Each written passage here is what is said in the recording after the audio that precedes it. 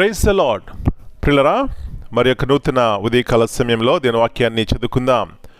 యెషయా గ్రంథము 40వ అధ్యాయం 31వ వచనం.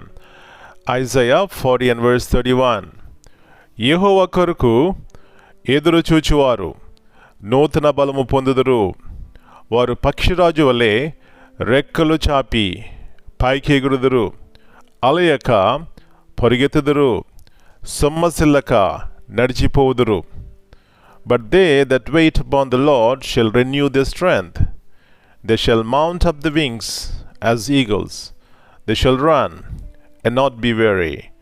They shall walk and not faint. యేసు ప్రభువు యొక్క ఘనమైన నామములో ప్రియులారా, మీ అందరికీ శుభములు తెలియజేస్తున్నాను.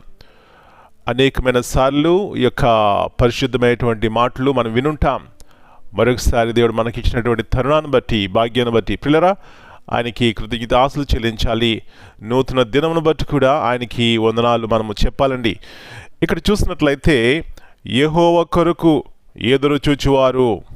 నా ప్రియుడా, నా ప్రియ సహోదరి, ఈ ఉదయకాల సమయంలో యెహోవా కొరకు ఎదురు చూస్తే వచ్చేటువంటి ఆశీర్వాదం ఏమిటంటే నూతన బలము పొందుకుంటామని ఇక్కడ వాక్యం సెలవిస్తుంది.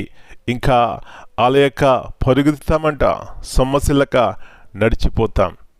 మరి బైబిల్లో నాకు ఈ వాక్యము చదువుతున్నప్పుడు అనేక మంది వారి జీవితాల్లో ఎలాగా దేవుని కొరకు ఎదురు చూస్తారో మనకు కనబడుతుంటారు. అయితే యోసేపును మనం ఈ ఉదయకాల సమయంలో జ్ఞాపకం చేసుకుంటే ప్రియులారా, తన చిన్న వయసు నుంచి కూడా ఏమాత్రం తను తప్పు చేసినట్లు కనబడదు. అయినప్పటికీ కూడా తను ఆయా రీతిలుగా బాధింపబడ్డాడు తన అన్నల చేత. మరి ఆ యొక్క పొతిఫరు యొక్క ఇంటిలో, ఇంకా జైలులో అనేకమైన శ్రమలు పొందాడు. కానీ తనకున్నటువంటి బలము, తనకున్నటువంటి శక్తి తన సొంతది కాదు, కానీ దేవుని బలం తను పొందుకున్నాడు. కాబట్టి పిల్లరా, దేవుని కొరకు ఎదురు చూశాడు కాబట్టి ప్రతిదినము కూడా నూతన బలం పొందుకుంటూ వచ్చినాడు. ఏమాత్రము అలసిపోలేదు, సొమ్మసిల్లిపోలేదు. కానీ దేని వైపు చూసి పిల్లరా, ఎలాంటి ఆశీర్వాదం, మేలు తను పొందుకున్నాడు. చివరికి అత్యున్నతమైన స్థాయిలో దేవుడు తను ఉంచినాడు. మరి ఉదయకాల సమయంలో దేవుని కొరకు ఎదురు చూసినట్లయితే ఇలాంటి బలం, ఇలాంటి శక్తి నీ జీవితంలో కూడా ఉంటుందనే సత్యాన్ని గుర్తించి విశ్వాసంతో ఆయన యొద్దకు ఉన్నపాటును వచ్చినట్లయితే పిల్లరా, ఇలాంటి ఆశీర్వాదకరమైనటువంటి జీవితము దేవుడు మనకిస్తాడండి. ఒకవేళ ఎలాంటి సమస్యలే పరిస్థితులు వచ్చినా కూడా, బలహీనమైన పరిస్థితులు వచ్చినా కూడా, వ్యాధితో బాధింపబడినా కూడా ఆయన వైపు చూస్తే నూతన బలము మనం పొందుకుంటాం. ఇలాంటి ఉన్నతమైనటువంటి కృప ఇవ్వడానికే యేసు ప్రభువారు నిన్ను నన్ను ప్రేమించి తన విలువైనటువంటి ప్రేమను ఆ సిలువలో చూపెట్టారండి.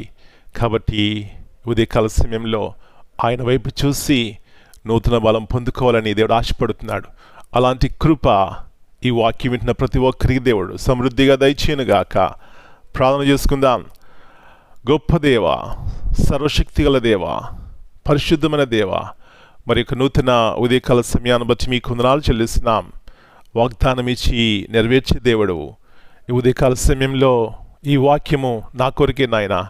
ఎన్నోసార్లు మేము మా జీవితాల్లో మా శక్తిని చూసి, మా బలాన్ని చూసి అతిశయపడుతుంటాం. కానీ ప్రభువా, కొన్ని సందర్భాల్లో ఆ బలము, ఆ శక్తి పనికి రాకుండా పోతుంది.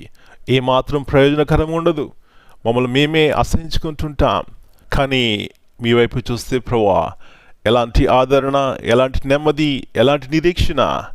కాబట్టి ఉదయకాల సమయంలో జీవగల దేవుని వైపు చూసి నిరీక్షణ పొందుకోవడానికి, బలం పొందుకోవడానికి, అలసిన స్థితి నుంచి ప్రభువా లేవనెత్తబడ్డానికి, ఎలాంటి పరిస్థితులు ఉన్నప్పటికీ కూడా దేవుని వైపు చూసి శక్తిని, నెమ్మదిని, శాంతి, సమాధానం పొందుకోవడానికి సహాయం చేయమని మా పిల్లలందరినీ దర్శించండి. వారి కుటుంబాలు దర్శించండి. వ్యక్తిగతంగా ఒకవేళ బలహీనముగున్నా ప్రభువా మీరు ముట్టండి, బాగు చేయండి.